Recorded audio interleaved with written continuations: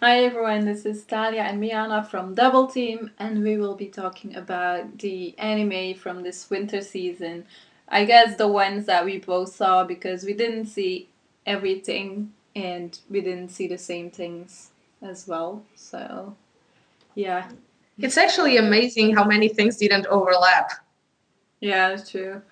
because we kept talking like every week before we recorded or after we recorded, we kept talking about the same series. And Yeah. like just yesterday, I started realizing how many series we hadn't watched through the end, both of us. Yeah, it's a shame. But it's, Yeah, yeah. but we still have enough to talk about. Yeah, exactly. So the first one in our lineup was Chunibyo, season 2. We both watched that one. Yeah. Were you satisfied by the ending?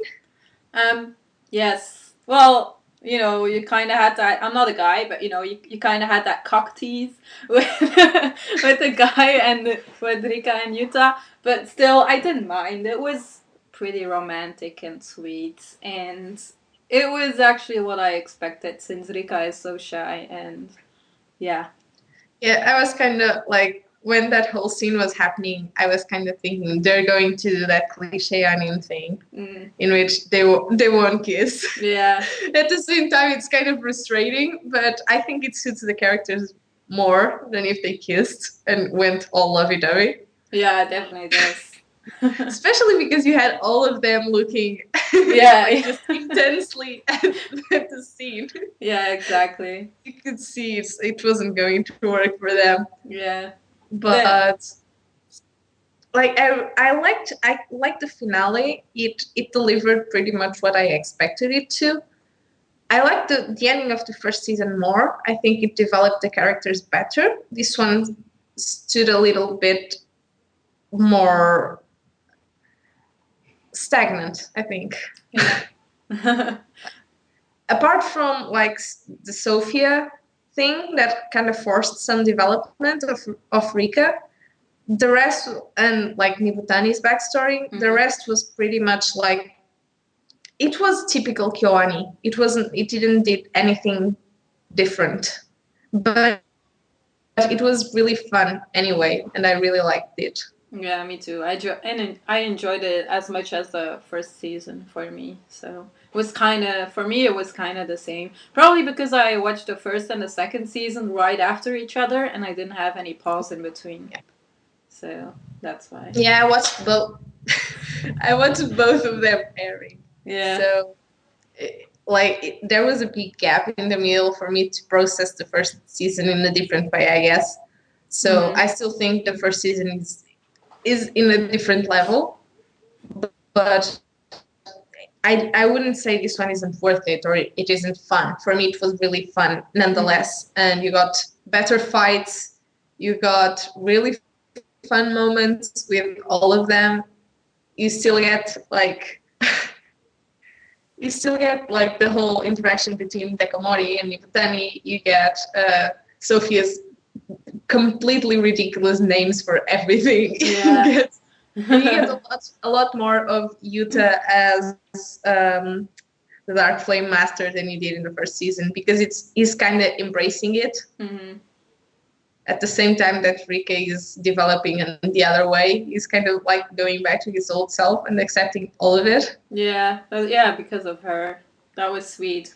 That he used that whenever, like, to get her out of bed or something. He always used that. So, Yeah. yeah, it was funny. So, what's the second one again? Hamatora, Hamatora.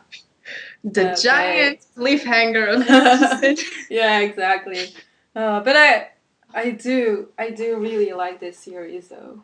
So I don't like. I was pissed about the cliffhanger before, but now I kind of got over it. So for me, it's like it's it's okay. There has to be a second season. If there's not gonna be, I might be pretty pissed about Yeah, that. that's exactly it. If they do a second season, I'd be really glad that they ended it that way because everybody will remember Hamatora now because of the ending. Yeah. It definitely got up as it went on, and the final episodes were really good for the in the overall series. They were top episodes. But then they finished like that, and I could like sense the whole internet going like, "What?" Yeah, that's true. I want like more backstories. If there is second season, I want more backstories, and especially like about arts and Nice, like from the past and all that kind of stuff. Because they showed a little bit about that, but not too much, and also about the other characters that haven't been in, they have been in the series, but they haven't had a big part yet. So I want to know about them too. I agree with you, especially like the relationship between Nice and Art is going to be so important now that I feel like we're still lacking some pieces. Yeah.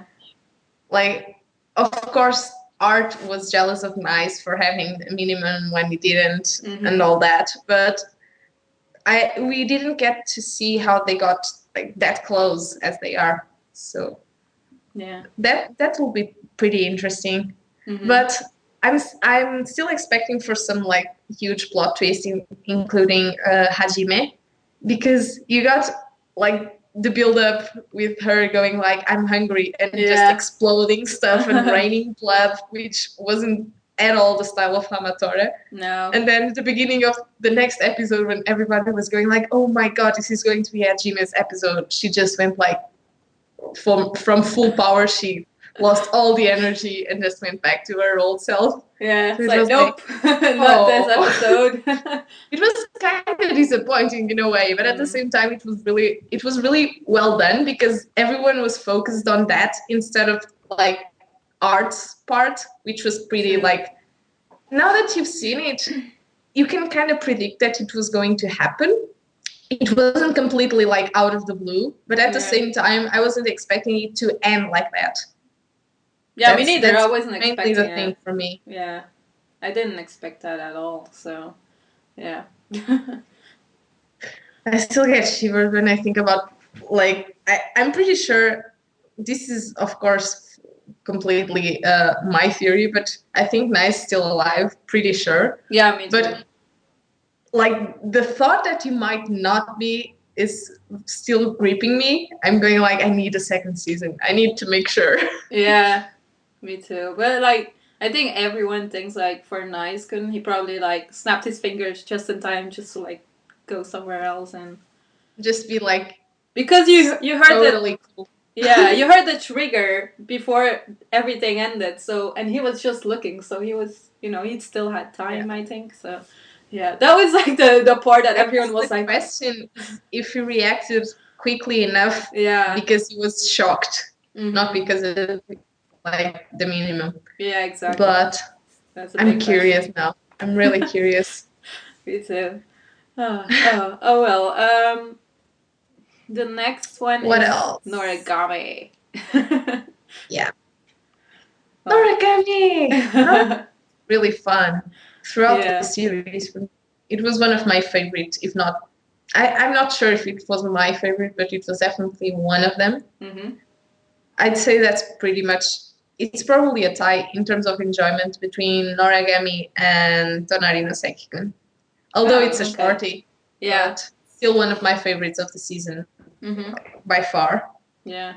But still Noragami, like, it kind of wrapped up very well what it was doing, which is not that expected when you get a filler arc, because for people that don't know it, that's actually what this one was. And I haven't read the manga yet, but I know that this arc with the whole memory things wasn't in it. It was created for the anime, which is weird because the manga has like 10 volumes already, but still it works. So I don't care. Yeah, me neither. I enjoyed it so much. This is my all-time favorite of this winter season. I wouldn't read a manga if I didn't like it that much, so that's why.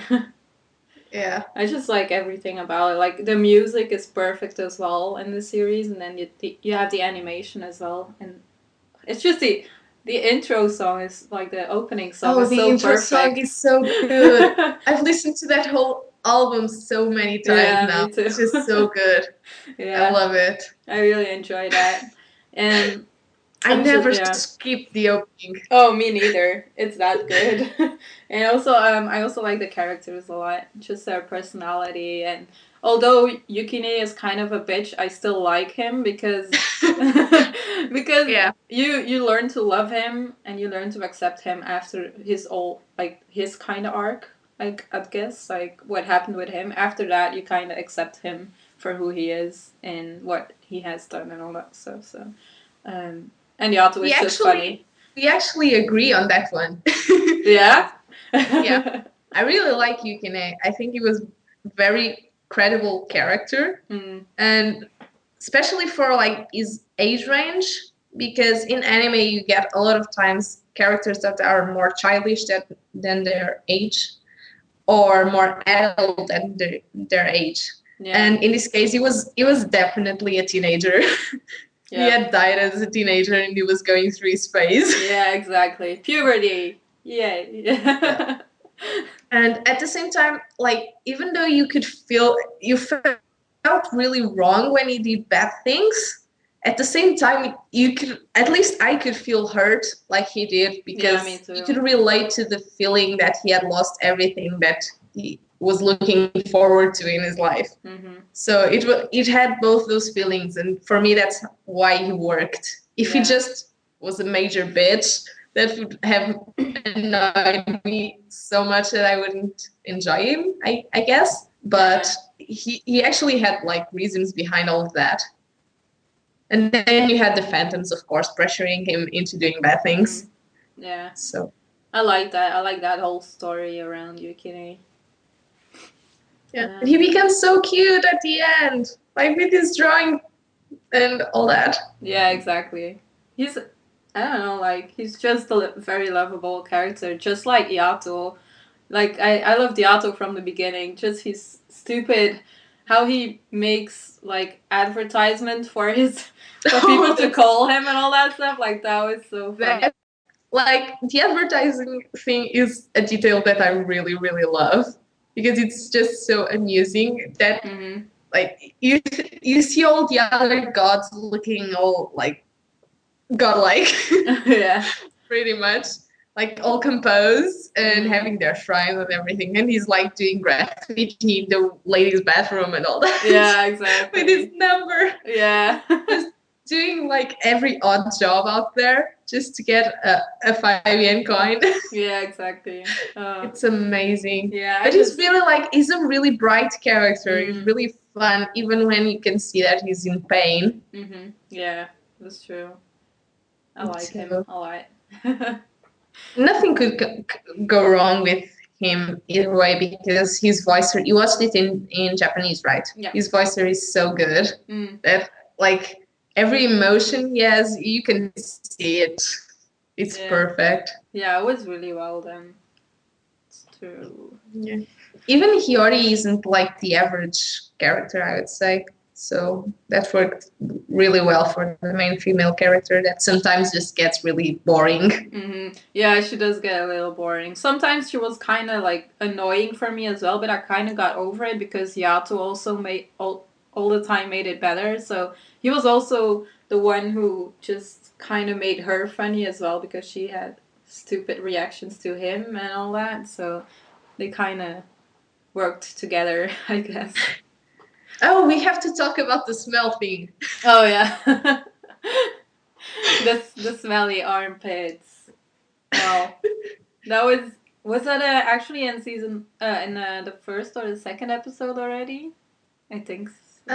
It was in one of the first. I don't remember which one. Yeah. But she was always going on about his smell, but there was that specific episode in which she just complains about him. Yeah, exactly. Yeah, that's true. So it's really ironic that at the end she like regained her memories because of his smell. Yeah, exactly. Oh, I had to think about the first episodes. Yeah. That was funny. But and Ravo was really cool. Really, like I really liked his. He wasn't as developed as I might have wanted him to, but he still worked pretty well as like a nemesis that used to be an ally. Yeah, you're right. Yeah, like I said before, like I kind of felt bad for him too, just because he just wanted to do good, and he just wanted to dive at Yato, I guess, We or just work with wanted him. to be friends Yeah. again. But yeah. What's up with Nora? That's what we have to know next season. That's Yeah, like the exactly. main purpose of next season for me. Yeah. Hiyori can keep her cattail. She doesn't care. Yeah, I Argento don't. doesn't care. Yeah. Nobody cares anymore. We care about Nora now. Go home, Hiyori. We don't care. No, she can stay, but she doesn't need to like be pissed off at Yato every time for not taking care of her business. Yeah. Even though it is his fault. Yeah. But It is his fault that she's there as well. So. But yeah, that's fine for me if she's still there. But like Nora has a father. Who is father? I want to know. Yeah, I don't know. I want to know all of that. She We'll has see. more evil plans. I'm sure of it. Mm-hmm. Yeah, that's like the main villain of the whole thing. Yeah. But Well, yeah, we like Noragami, guys, in case you yes. haven't noticed. The next one is Pilot's Love Song. Ooh. We don't agree as much on this one. We've been here before. What about Cuddle? Like- about the ending or? How about the ending? Yeah. For me, the ending, I like the ending, and I'm glad that they didn't rush it, because for other episodes they rushed so much because so many people died in 1 or 2 episodes, and then for the last episode, I'm glad they actually just went to look for Nina Viento, and that they didn't find her yet, but that you could see that there's a little bit hope because she called to him through the wind. So you could kind of see from that. And then you, of course, had the sister of Carl that confessed her love to him. And yeah, like, I already saw that from the first couple of episodes that she really likes him, but she didn't really, it wasn't that clear. Like, she didn't show it or tell it to everyone. Like it was shoved to the background. Yeah. It wasn't like you could see that might be an issue further on, but until the point in which she started like cuddling his face, it was all pretty like it didn't matter. But then for me it got a cattail. For me it got pretty annoying. Yeah. Because it's such a common place nowadays, and it like for me it didn't help any of the characters grow particularly. Oh, no. So it was just, for me it felt like it was shoved in my face. Like, have another sister with a complex.